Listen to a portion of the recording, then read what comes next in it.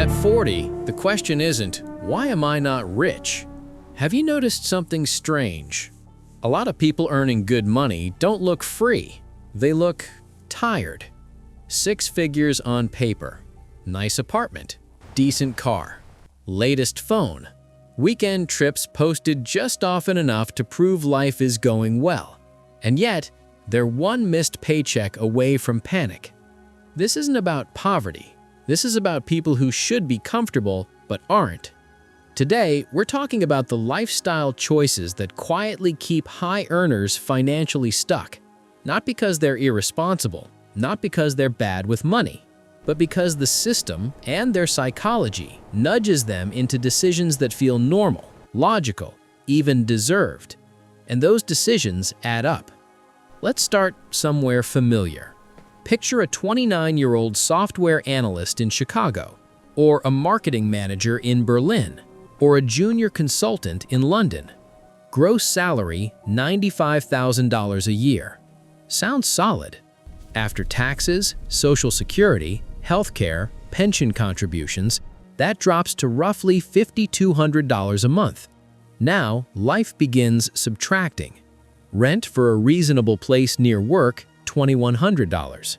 Utilities, internet, phone, $250.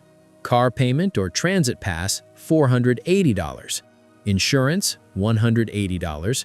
Student loan minimums, $420. Groceries and basic eating out, $650.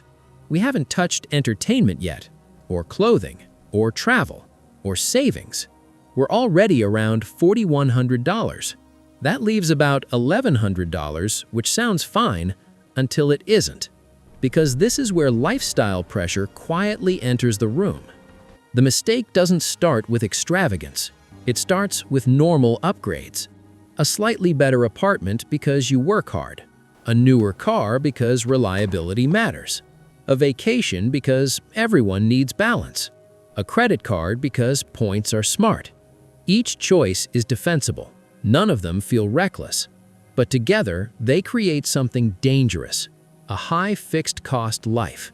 And fixed costs don't care how motivated you are. Let's zoom in on one decision. The car. Not a luxury car, just a nice one. Monthly payment, $620. Insurance, $180. Fuel, maintenance, parking, another $200. That's $1,000 a month. Over 5 years, that's $60,000, not counting depreciation. The car doesn't just cost money, it locks you into needing your current income level forever. The same logic applies to housing.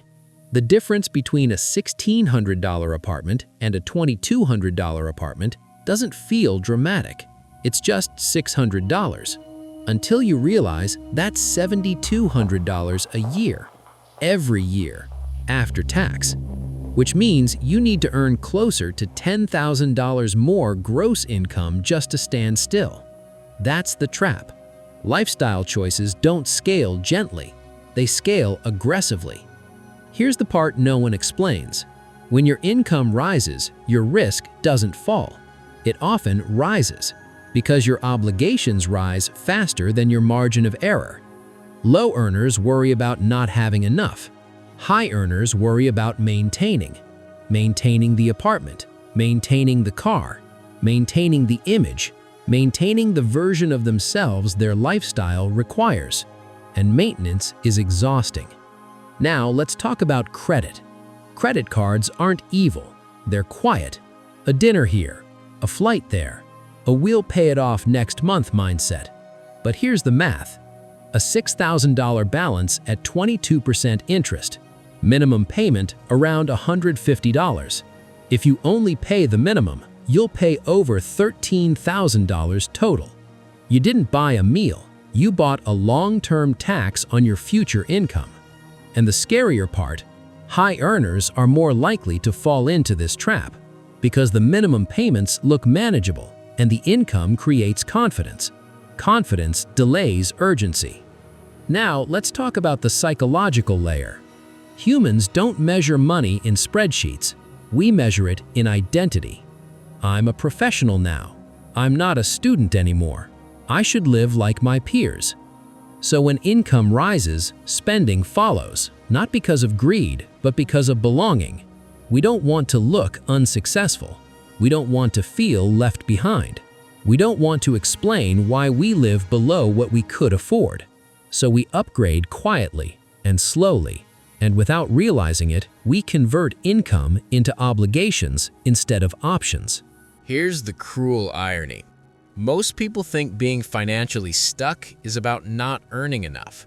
But for high earners, it's usually about earning just enough to sustain the trap.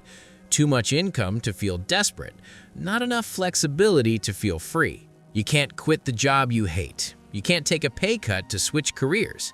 You can't move cities easily. You can't absorb a long unemployment gap because your life is calibrated to a specific paycheck rhythm. Miss 2 paychecks and the math turns hostile. Let's play this forward 10 years. Same income growth, same lifestyle pattern. Small raises absorbed by rent increases. Bonuses eaten by travel and upgrades. Savings inconsistent. At 40, the question isn't, why am I not rich? It's, why do I feel behind despite doing everything right? That's when panic sets in. That's when people start chasing riskier investments, over-leveraging real estate, jumping into trends they don't understand, trying to compensate for lost time. The trap doesn't end quietly, it ends emotionally.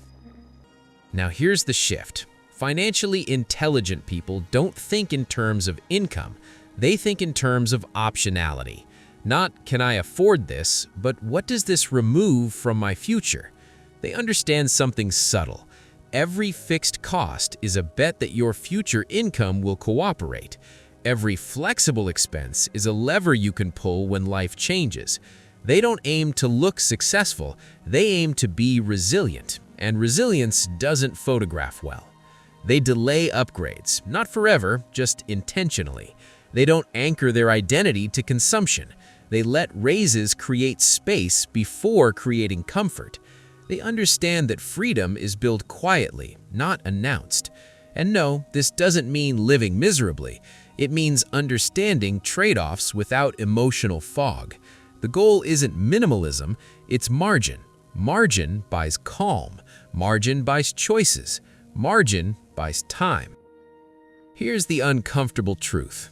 Most high earners aren't broke. They're busy servicing yesterday's decisions.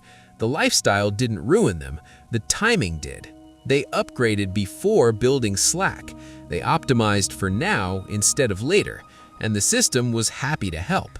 If this feels familiar, it's not a personal failure. It's a structural pattern mixed with very human psychology. You weren't reckless, you were normal.